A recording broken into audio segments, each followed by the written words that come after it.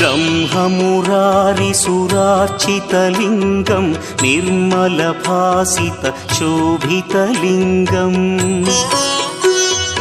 जन्मज दुःखविनाशकलिङ्गं तत्प्रणमामि सदा शिवलिङ्गम्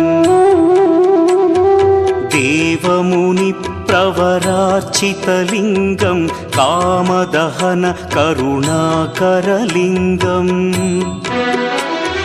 रावणदर्पविनाशकलिङ्गं तत्प्रणमामि सदा शिवलिङ्गम्